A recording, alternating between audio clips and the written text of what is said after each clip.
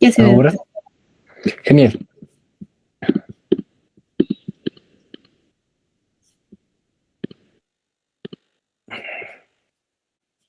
Segundito, no sé qué está pasando.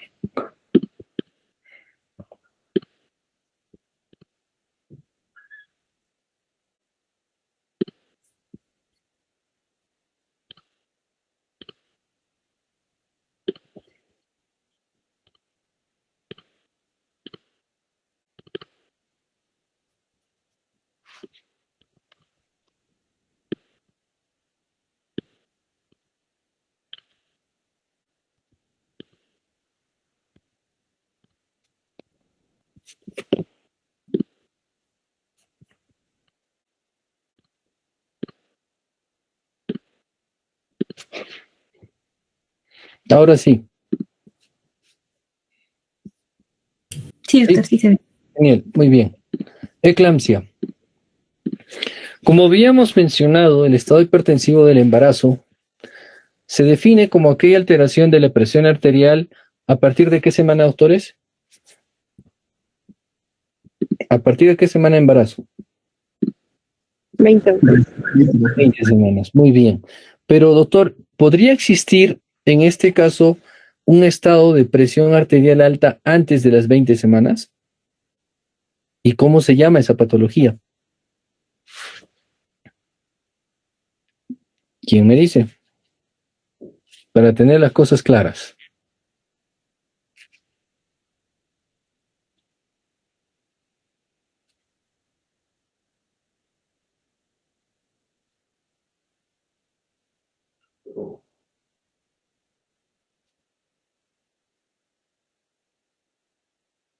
Doctor, antes de la semana 20, ¿podría haber un estado hipertensivo en el embarazo? Sí.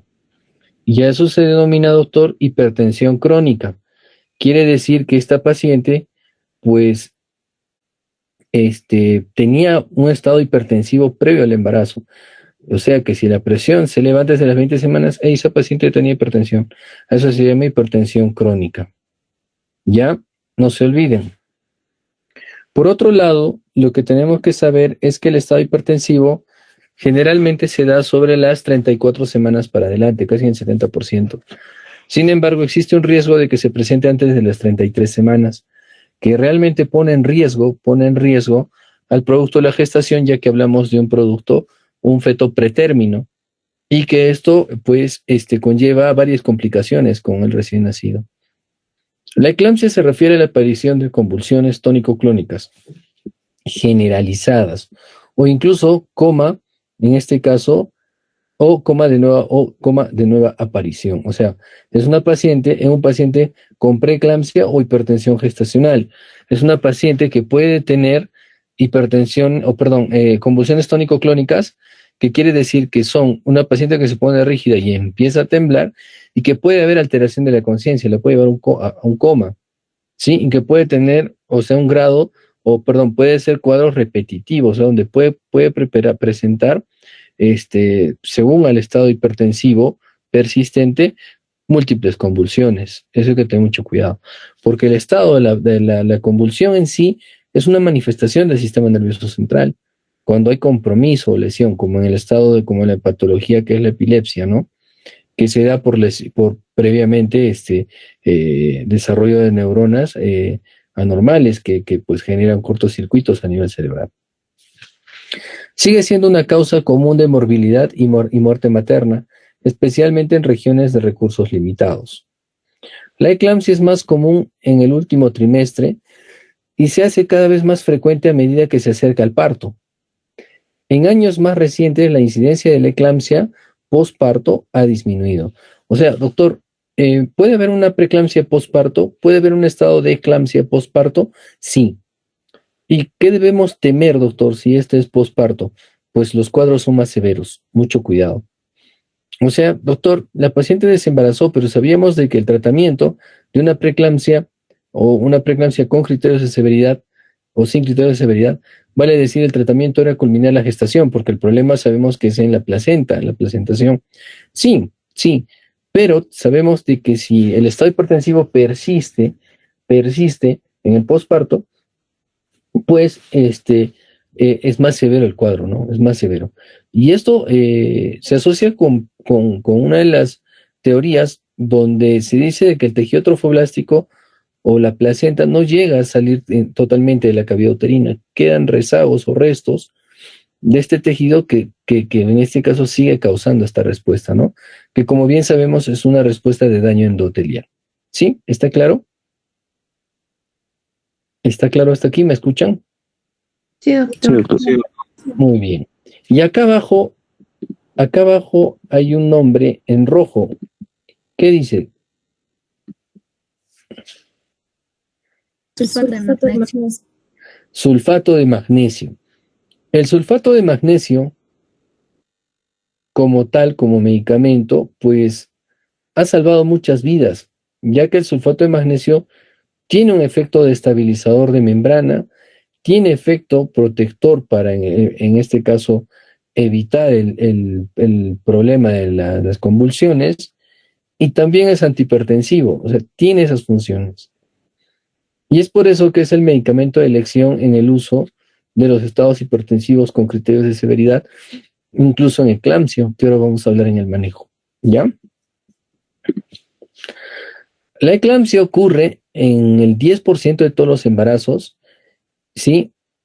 Y en la India representa hasta el 20% de la tasa mundial de mortalidad materna, junto con la hemorragia y la preeclampsia y la eclampsia, que son la causa directa.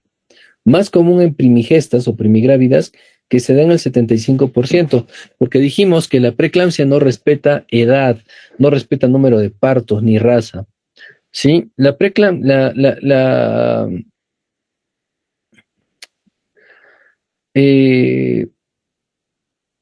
presión arterial diastólica materna mayor a 110 milímetros de mercurio se asocia con un mayor riesgo de desprendimiento de placenta, porque sabemos que un DPP está muy asociado a un estado hipertensivo, ¿se acuerdan que hablamos de eso? ¿Sí? Y también, en este caso, al retardo de crecimiento fetal, hablamos también de ello. Y la incidencia máxima es en la adolescencia y principios de los 20 años. Es la incidencia máxima. Pero la incidencia también aumenta después de los 35 años. Si ustedes se acuerdan de estas patologías, se tomaban los dos extremos en edad fértil, ¿sí? En pacientes adolescentes y en pacientes añosas.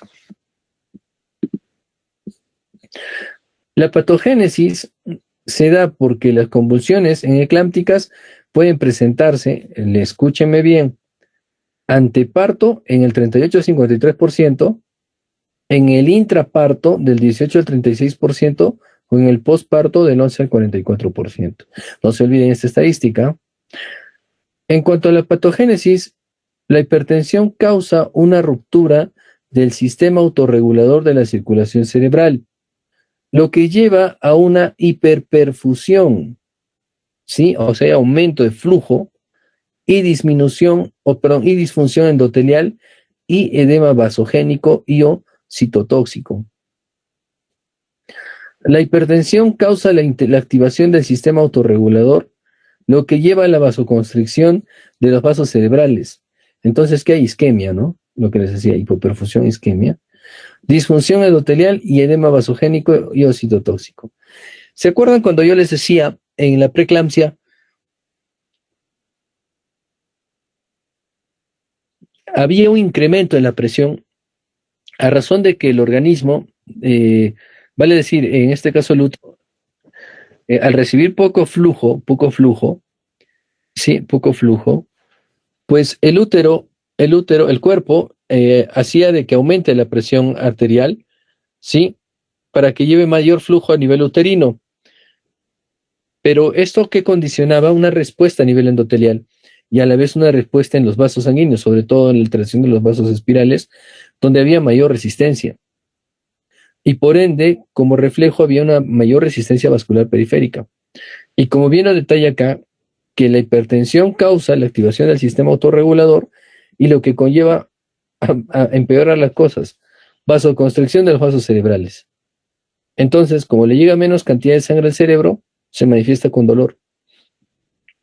Isquemia localizada, ¿no? Hay cefalea, Y cuando existe la disfunción endotelial, dijimos de que hay activación del tromboxano A2 que genera mayor contracción en el vaso y las plaquetas y agregación plaquetaria. Por esta razón, las plaquetas se caen, pues, ¿no? En el conteo. ¿Sí? ¿Está claro esta parte? ¿Está claro? Sí, doctor. Muy bien. Hallazgos clínicos está la cefalea, el dolor epigástrico y la alteración mental, o sea, la confusión y demás. ¿Por qué hay epigastralgia en el... ¿Por qué hay, perdón, ¿por qué hay dolor a nivel epigástrico en la preeclampsia con criterios de severidad? Distensión de la cápsula de Gleason. ¿Perdón? Creo que era porque había una distensión en la cápsula de Gleason. Ya. ¿Y esto secundario a qué? Está muy bien, hay distensión en la cápsula de Gleason, pero ¿por qué se daba todo esto? ¿Se acuerdan?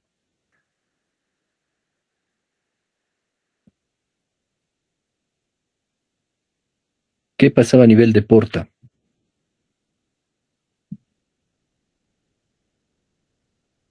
¿Quién me dice? ¿Qué pasaba a nivel de la porta?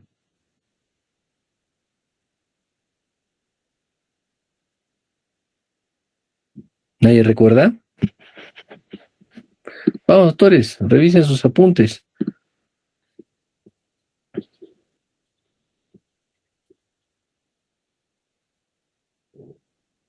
El retorno venoso de todo el sistema de recolección a nivel arterial, a nivel intestinal, lo que hablamos que son las mesentéricas superiores e inferiores, el tronco celíaco, que irrigan todos los intestinos.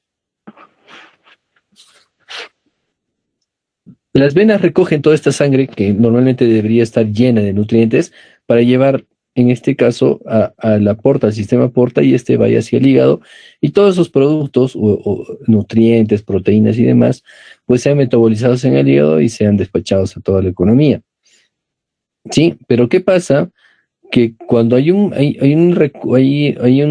patología endotelial, sí, hay patología endotelial, ocurre que hay hemólisis, hay necrosis periportal, ¿sí? Y eso es por eso que existe el dolor, y esto condiciona, en este caso, al crecimiento hepático, por daño hepático, que se llama, en este caso, que, bueno, genera la distensión de la cápsula de Gleason, y eso genera dolor, ¿no? Epigastralgia, como un dolor reflejo. La presentación clínica puede haber el estado hipertensivo, dolor de cabeza, trastornos visuales como son los escotomas o la pérdida de visión borrosa o diplopia W. Puede haber hasta defectos del campo visual. Dolor epigástrico y o hasta a veces pueden ser asintomáticos. En el examen físico, los hallazgos neurológicos pueden incluir, en este caso, reflejos tendinosos profundos, donde puede haber clonus, ¿sí?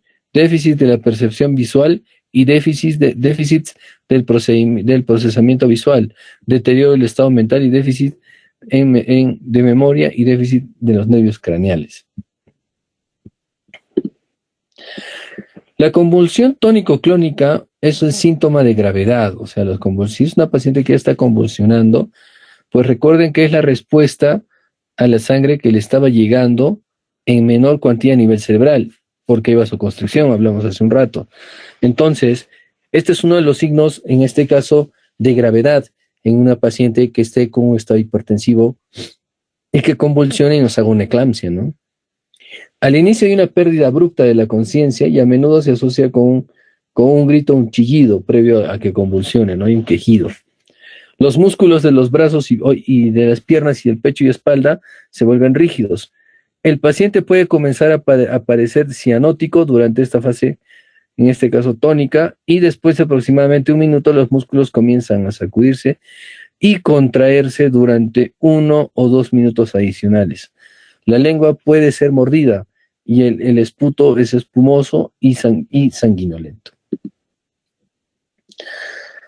La fase posictal, o sea, posterior a la convulsión, comienza una vez que terminan los movimientos de contracción y el paciente está inicialmente en un sueño profundo, respirando profundamente, y luego se despierta gradualmente, a menudo quejándose de un dolor de cabeza. y la mayoría de los pacientes comienzan a recuperar la capacidad de respuesta dentro de los 10 a 20 minutos posteriores a la convulsión generalizada, y los déficits neurológicos focales generalmente están ausentes. La respuesta fetal a la eclampsia. ¿Qué es lo que pasa con el feto? Hay una bradicardia fetal. La resolución de la actividad convulsiva materna se asocia con taquicardia fetal y pérdida de variabilidad de la frecuencia cardíaca, y a veces con aceleraciones transitorias. El patrón de frecuencia cardíaca fetal generalmente mejora con la intervención terapéutica maternas y fetales. Muy bien. Diagnóstico diferencial. Hasta acá está claro, ¿verdad? ¿O hay alguna duda, doctores? Está claro, doctor. Muy bien, seguimos. Diagnósticos diferenciales. Dentro de ellos está antecedentes cerebrovasculares como hemorragia intracraneal, trombosis de la arteria arterial o venosa, embolismo arterial, encefalopatía hipoxico-isquémica, ¿sí?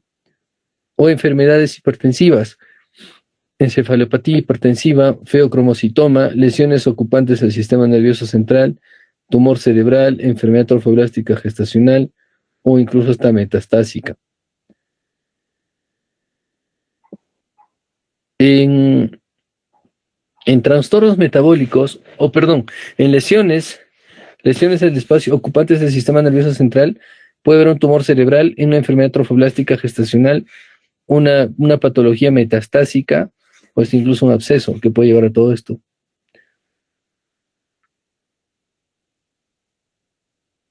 En cuanto a los trastornos metabólicos, hay hipoglicemia, uremia, hiponatremia, y la etiología infecciosa puede estar dada por meningitis o incluso una encefalitis, ¿no? Y la púrpura trombocitopénica trombótica o trombofilia, epilepsia idiopática, vasculitis cerebral o síndrome postpunción dural, que puede traer, en este caso, signos para comparar, ¿no?, la patología. Manejo. Acá sí los necesito atentos. ¿Sí? Párense, siéntense nuevamente, estiren los brazos. Acá es lo que necesito que estén atentos. Vamos a hablar del manejo. ¿Sí? ¿Están atentos? Sí, doctor. Muy bien. Voy a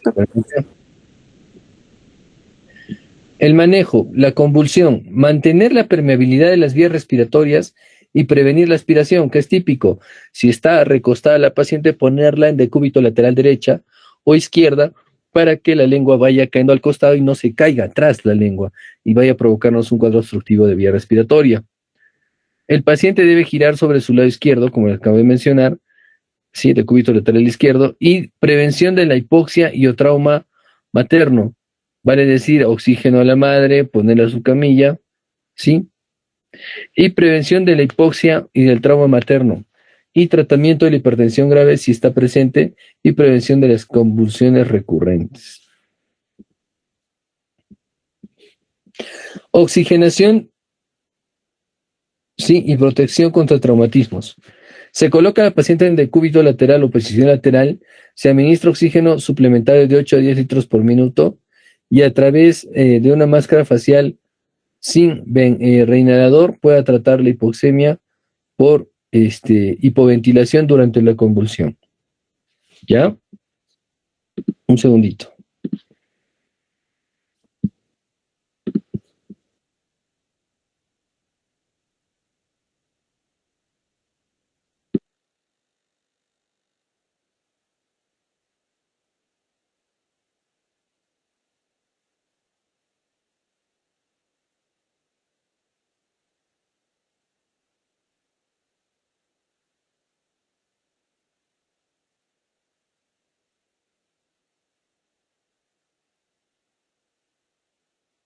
Entonces, la oxigenación y la protección contra el traumatismo es lo más importante. Paciente en posición lateral, sí, y la oxigenación de 8 a 10 litros por minuto. Y lo que importa es el tratamiento de la hipertensión. La terapia antihipertensiva para prevenir el accidente cerebrovascular Se inicia la terapia antihipertensiva si la presión diastólica está sostenida mayor o igual a 110 por minuto o si la sistólica está más de 160. Lo que decíamos, ¿no? Como criterios de severidad, si la presión está más de 160 sobre 110 hay que preocuparnos, ¿sí? Porque ya hay riesgo de ruptura de vasos. El riesgo de accidente cerebrovascular se correlaciona con el grado de elevación de las presiones sistólicas y diastólicas y la edad materna, ¿no? Que tiene mucho que ver. Entonces vamos a usar algunos antihipertensivos que pues están en la literatura, pero que no están usados por nuestro mercado porque no los tenemos. Como hospital no tenemos muchos de ellos. Entonces está de primera línea el labetalol, que podemos dar en dosis de 20 miligramos, ¿sí? Intravenoso gradual, en 2 minutos, ¿sí?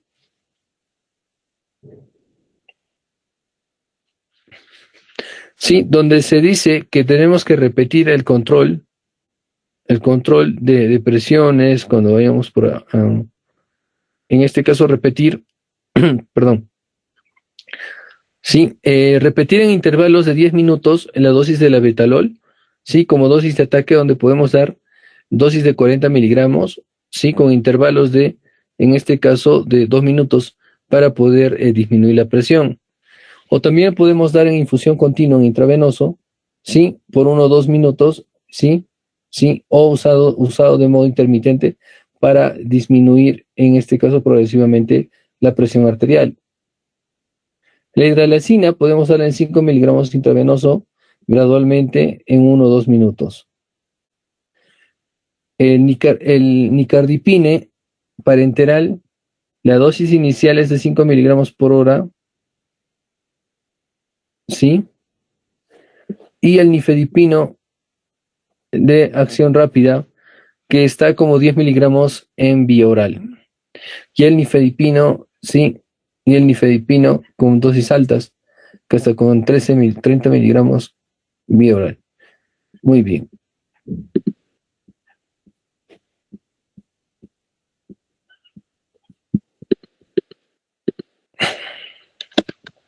Vamos a hacer algo acá que quiero que les sirva. Eclampsia. ¿Me escuchan? Sí, doctor. Sí, doctor. Sí, doctor, yo escucho. Toda aquella paciente que venga con presiones de más de 140 sobre 90 milímetros de mercurio, en el manejo está, para disminuir las presiones, el manejo del nifedipino,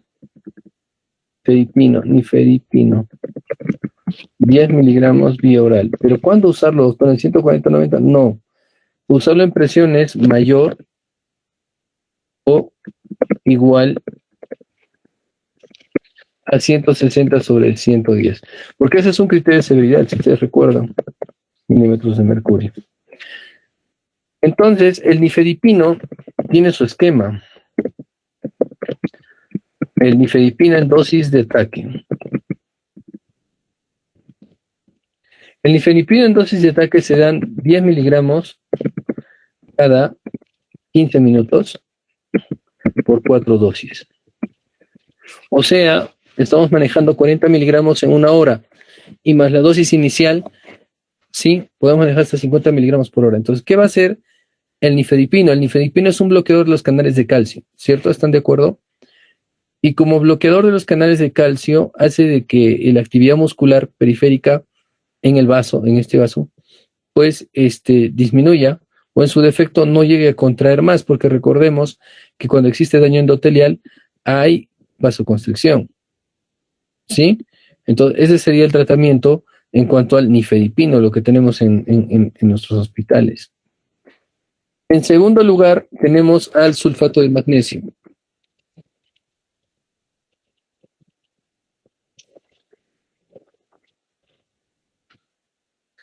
Tarea.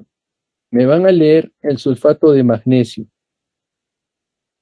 Esquemas de uso en preeclampsia. Esto es importante. ¿Y por qué? Les voy a decir. El sulfato de magnesio viene al 20%, ¿no? Unas ampollas al 20%. ¿Sí?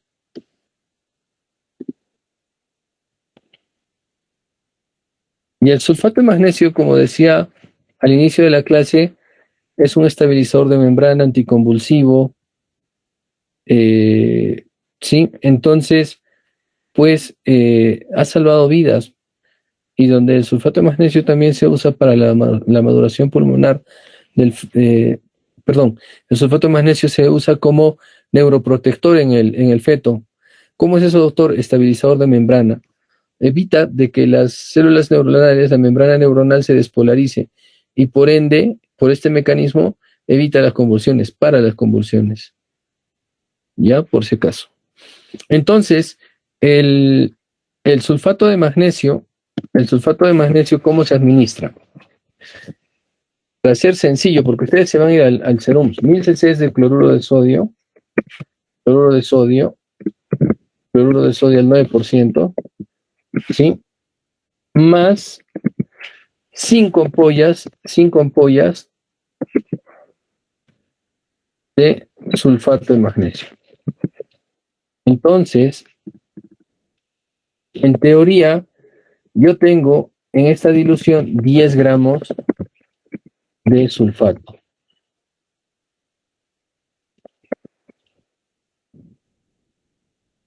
Si yo tengo 10 gramos de sulfato de magnesio, ¿quiere decir que en cada 100 cc hay 1 gramo de magnesio? Sí.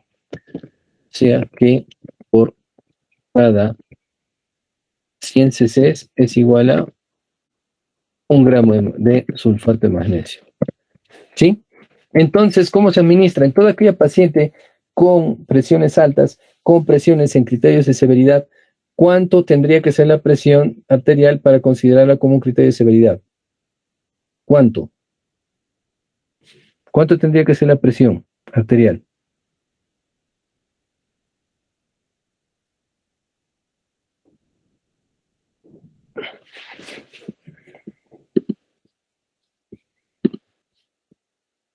Alejandra, Alexis, Ana, ¿cuánto tendría que ser la presión arterial para considerarla como un criterio de severidad?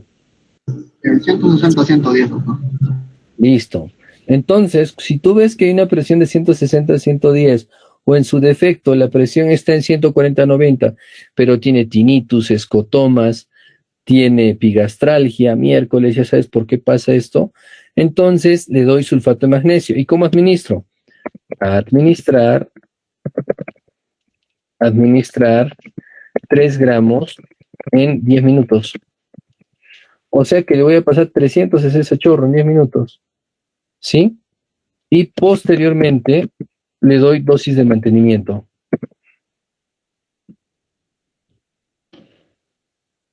Dosis de mantenimiento a 1 gramo por hora. O sea que voy a manejar a 100 cc por hora en esta paciente. ¿Sí? Listo. Doctor, y existen esquemas donde yo en 500 cc de dextrosa puedo usar mis 5 ampollas, sí, también. Y donde yo puedo poner mis 3 a 4 gramos, también. ¿Y cómo calculo? Si es en 500 cc, quiere decir que en esos 500 cc, en cada 50 cc, habría 1 gramo, ¿no es cierto? Para llegar a los 10 gramos, igualito. Entonces, la idea es que los 3 gramos pasen en 10 minutos y posteriormente manejas a 1 gramo por hora, ¿sí? Como dosis de mantenimiento. Doctor, ya, está todo bonito hasta ahí, pero ¿cuál es el problema del sulfato de magnesio? El problema del sulfato de magnesio son los efectos secundarios o las reacciones adversas. Porque recordemos que reacciones adversas. Lo importante al administrar sulfato de magnesio, evitamos la convulsión, estabiliza membrana y demás, ¿sí? Pero en sí el problema está en la presión. El sulfato, es cierto, tiene actividad de estabilizador de membrana anticonvulsivo, ¿sí? Pero tiene un efecto que es a nivel, en este caso, es un depresor respiratorio. O sea, si esta paciente tiene toxicidad por sulfato de magnesio, ¿qué cosa tenemos que vigilar? Tenemos que vigilar reflejos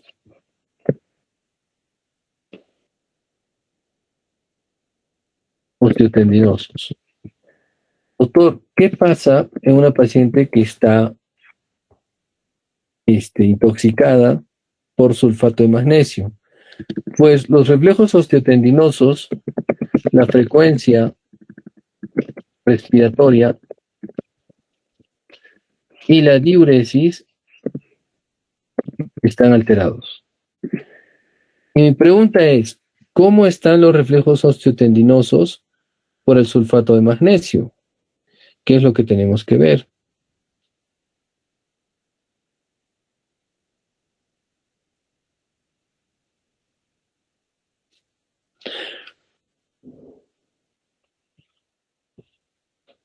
Lo que pasa es que cuando hay un exceso y no respetamos este esquema, o se me ocurre que le pasamos 5 o 10 gramos por error de sulfato de magnesio, vamos a provocar una depresión en el centro respiratorio. Y cómo me doy cuenta que hay intoxicación en esta paciente al vigilar o al evaluar los reflejos osteotendinosos, donde estos están abolidos. Quiero hacer el reflejo patelar, el reflejo rotuliano, están abolidos. Y en cuanto a la frecuencia respiratoria, yo sé que la frecuencia respiratoria normalmente es de 12-14 por minuto, pues estos pacientes disminuyen la frecuencia respiratoria progresivamente hasta hacer un paro respiratorio. Y la diuresis, donde vemos que este tipo de pacientes por intoxicación de sulfato empiezan a hacer retención de líquido o los conlleva a una insuficiencia renal. Mucho cuidado. ¿Sí? ¿Sí? ¿Está claro? ¿Está claro? Sí, doctor. Sí, doctor. Muy bien. Aquí está lo que les acabo de mencionar y las diluciones, sí, pero a mí lo que me importa es esto. ¿Qué pasa si tenemos un paciente con convulsiones recurrentes? Podemos darle un bolo adicional de 2 a 4 gramos de sulfato de magnesio, administrados por vía intravenosa durante 5 minutos con monitoreo frecuente y vigilar signos de toxicidad por magnesio. Sí, entonces sí se puede repetir con una dosis de 2 a 4 si es que el paciente no para de convulsionar. Sí, eso hay que tener mucho cuidado. El tratamiento definitivo es de la eclampsia es el parto inmediato. Después de la estabilización materna, considerar para determinar el tipo de parto con la edad gestacional adecuada y el estado del cuello del útero. Si la paciente está en trabajo de parto y la condición y posición fetal, pues podemos hacer una inducción de 32 a 34 semanas y para gestaciones más tempranas por una puntuación de Bishop favorable. Se pueden visualizar agentes de maduración cervical, se puede utilizar, ¿sí?, para mejorar la puntuación de Bishop. Sí, la puntuación de Bishop es una puntuación que se usa para nosotros ver si tenemos éxito o no en la inducción del trabajo de parto. Entonces, Bishop, ¿qué nos dice al visualizar el cuello del útero? Nos dice que si la dilatación del cuello del útero está en 0, no hay puntaje. Si dilatación del cuello del útero está en 2 o 3, van hasta de 3 puntos si es que está en 4 o 5 de dilatación, 2 si está en 3 o 4, y un puntaje de 1 si es que la dilatación todavía está en 1 o 2. El borramiento del cuello uterino, en este caso, si es que está borrado en un 50%, 70%, 80%, también se asigna un puntaje que va de 0 a 3 y una posición del cuello del útero si está posterior, mediano, anterior, y la consistencia si es dura o blanda y la altura de presentación. Si tenemos un Bishop más de 7, lo más probable es que tengamos una tasa de éxito del 80-90%. Pero si está menos de 7, pues la tasa de éxito de inducción también disminuye, ¿no? Y la inducción, el fin de la inducción es sacar el bebé antes de tiempo, en el sentido de el riesgo de empeorar por la preeclampsia con criterios de severidad que le llevó hasta una eclampsia, ¿no? ¿Y por qué se muere generalmente una paciente por hipertensión arterial? ¿Quién me dice? ¿Por qué se muere una mujer con preeclampsia? ACV. ACV, hemorragias, ¿no? Ruptura de vasos cerebrales, básicamente. En los cuidados postparto, esto sí es importante, es que durante el manejo con sulfato de magnesio, las convulsiones por preeclampsia siempre se resuelven después del parto, en unas pocas horas o días. La diuresis tiene que ser superior a los 4 litros día. Es el indicador clínico más preciso de la resolución de la preeclampsia, porque estos por hacer insuficiencia renal hacen retención, ¿no es cierto? Por eso hay que ver la diuresis. Cuando se comienza antes del parto, continuamos con el sulfato de magnesio durante 24 a 48 horas después del parto, cuando se inicia para la eclampsia postparto, mantenemos la terapia durante 24 a 48 horas. O sea, quiere decir que puedo tener a mi paciente con sulfato durante 24 horas para asegurar de que está bien y sale de peligro, sí. Y si veo que esta paciente, pese a que tengo mi tratamiento y las presiones siguen altas, ¿puedo seguir dando sulfato de magnesio para evitar que convulsione? Sí, hasta 48 horas. El máximo. Tratamiento de la hipertensión postparto. La terapia hipertensiva para prevenir el accidente cerebrovascular, sí. Medicamentos que se utilizan antes del parto suelen utilizarse en el postparto y la mayoría son compatibles con lactancia.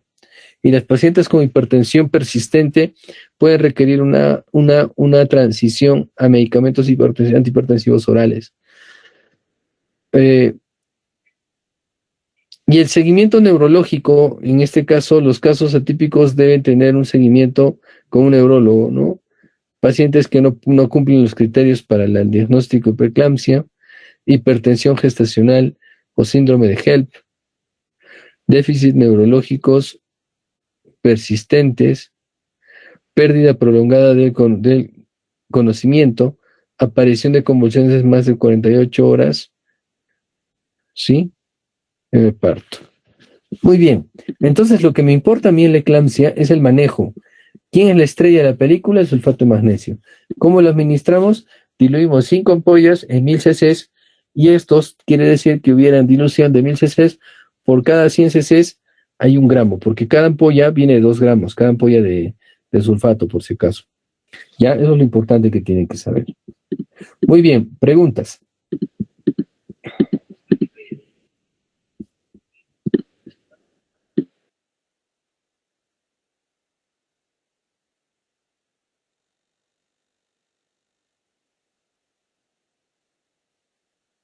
Lo que ustedes tienen que saber al momento de verificar si es que nuestra paciente tiene intoxicación o está intoxicándose con el sulfato de magnesio, que en pocas palabras, si no manejamos adecuadamente el sulfato de magnesio y no respetamos las dosis que les acabo de mencionar, pues provocamos una depresión respiratoria y se mueren. Y lo que tenemos que vigilar son los reflejos osteotendinosos. Si estos están abolidos, pese a auscultarla, a ver a la paciente, sí, tenemos que tener mucho cuidado. Si es que es una paciente que le refirieron de periferia y no se fijaron, en este caso, bien la vía y le pusieron el sulfato, o muchas veces le pasaron todo el sulfato diluido, pues podría intoxicar a la paciente, ¿no? Podría llegar con signos y síntomas de una intoxicación por sulfato. Y eso hay que tener cuidado. Lo otro es, aparte de los reflejos osteotendinosos, tenemos que vigilar la frecuencia respiratoria, que si esta está en menos de 12, pues también hay riesgo, ¿no? Y estos pacientes tienden al sueño, se duermen. Sí, se duermen, tienden al sueño por la depresión de la frecuencia respiratoria. Así es.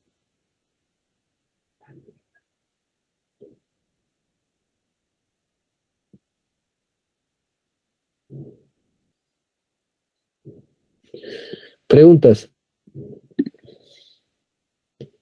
¿Todo claro? Alexandra, Alexis, Ana, Anaís, Ayrton, Carmen, Carol, Celia, Claudia, Diana, Fernando, Fiorella, Frank, Ingrid, Iván. ¿Todo claro? Todo claro, doctor. Sí, doctor, todo claro. ¿No hay preguntas?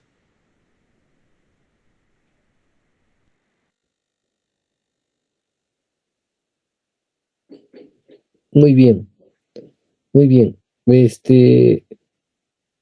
En la tarea lo que quiero es que me lean todo lo que es sulfato de magnesio, cómo se sintetiza, desde qué año lo estudian, porque ahí en el hospital.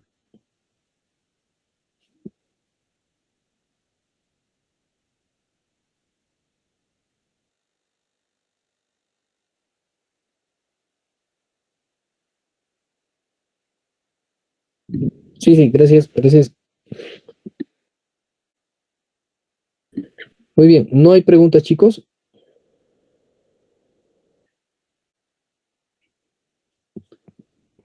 Marcelo, Miriam, Mayrut, Milagros, ¿no hay preguntas? Doctor, en el caso de no contar con sulfato de magnesio, en todo caso, la segunda opción sería el nifedipino. Sí, el nifedipino A ver, mira, el nifedipino tiene una acción rápida, es lo bueno, pero efecto corto, o sea, el tiempo de vida media es corto. Es cierto que el nifedipino en dosis de ataque te va a disminuir la presión, pero en promedio de las 2 horas, pasa su efecto, a diferencia del alfa-metildopa, que es otro medicamento que administramos ya en el puerperio, cuando ya la mujer dio parto, damos medicamento, que en este caso es el alfa-metildopa, que se da hasta por 10 días posparto, que es lo ideal, ¿no? O sea, manejar en el posparto, recuerden esto, que toda paciente que haya hecho preeclampsia, sí o sí se tiene que vigilar por 10 días posteriormente. ¿Por qué? Porque en esos 10 días posparto o en puerperio hay el riesgo de la preeclampsia refractaria, lo que les decía hace un rato. Si es que esta paciente no hizo, vale, no todas, ¿no? Pero por eso digo, ¿existe el riesgo de que haya una preeclampsia posparto? Sí, ya.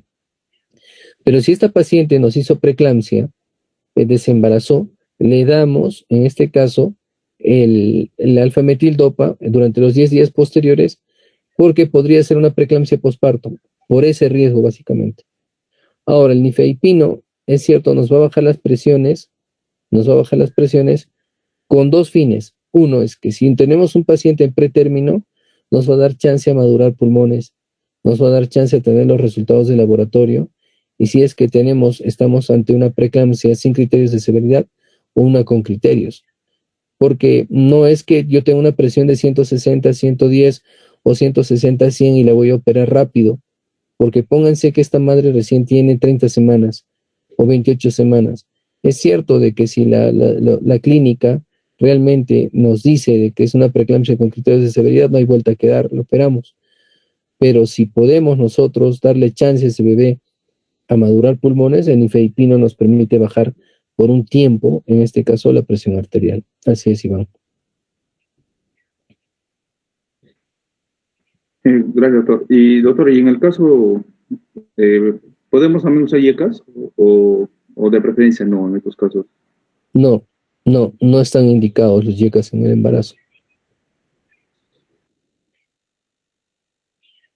Ok, gracias, doctor. Muy bien. ¿Alguna otra pregunta? Doctor, disculpe, y en este caso, como el tratamiento definitivo es dar pues un fin del embarazo, ¿en qué momento entraría en los corticoides para la maduración pulmonar? ¿En qué momento se le da a la paciente? ¿Cuándo está por entrar o antes?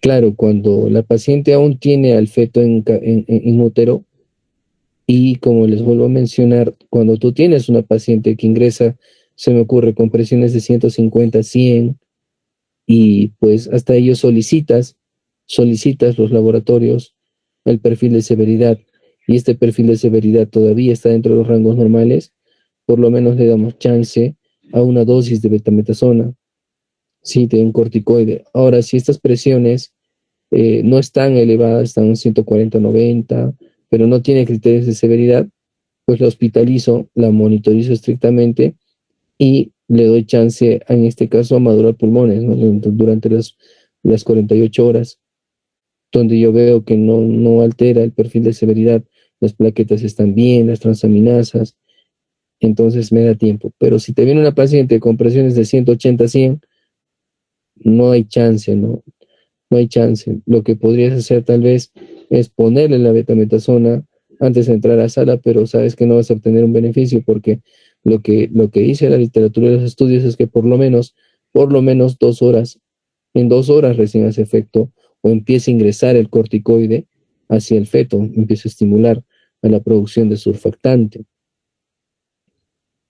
Pero si es que yo pretendo dar un corticoide a los 30 minutos que voy a entrar a sala, pues no estoy haciendo gran cosa, ¿no? Sí. Está bien, doctor, gracias.